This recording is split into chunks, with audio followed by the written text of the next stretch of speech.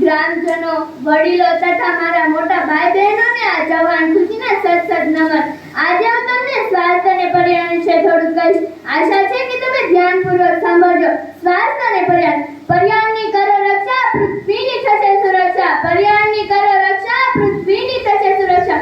આપણા સ્વાસ્થ્ય અને પર્યાવરણ રક્ષણ એક સાથે થાય છે। આપણી ઇકોસિસ્ટમનું નાજુક સંતુલન આપણી સુખાકારીને સીધી અસર કરે છે। જ્યારે આપણે પૃથ્વી પર આબોહવાનું પરિવર્તન અને પ્રદૂષણના સાક્ષી છીએ ત્યારે આપણા સ્વાસ્થ્ય અને પર્યાવરણ જાળવણી બંને प्राथमिकता पे महत्वपूर्ण है। सब जगह प्रदूषण और बीमारी है फैली, सब जगह प्रदूषण और बीमारी है फैली। झीलें नदियां सब हो गई है मेरी। मालूम नहीं इंसान और प्रकृति के बीच कैसी है पहेली। मालूम नहीं इंसान और प्रकृति के बीच कैसी है पहेली। स्वस्थ इकोसिस्टम આપણને આપણા અસ્તિત્વ માટે જરૂરી છે।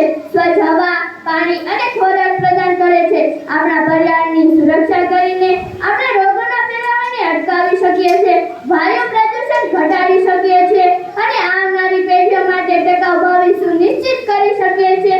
પૃથ્વીના શાકભાજી તરીકે કામ કરવાની તમામ જીવસૃષ્ટિને ટેકો આપતી ઇકોસિસ્ટમનું રક્ષણ અને સંવર્ધન આપણી જવાબદારી છે। दुनिया में हरियाली हो गई है काम, दुनिया में हरियाली हो गई है काम, मानव जाति का भी निकल रहा है दम, मानव जाति का भी निकल रहा है दम। अगर मनुष्य पेड़ों को ऐसे ही काटता रहा तो न प्रकृति बचेगी और न हम। આપણે ચોક્કસ પ્રવૃત્તિઓની હિમાયત કરવી જોઈએ। આપણે કાર્બન ફૂટપ્રિન્ટને ઘટાડવું જોઈએ।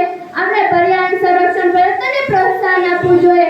ચાલો આપણે આપણા માટે અને ભવિષ્યની પેઢીઓ માટે એક સ્વસ્થ વિશ્વ બનાવવા માટે સાથે મળીને કામ કરીએ।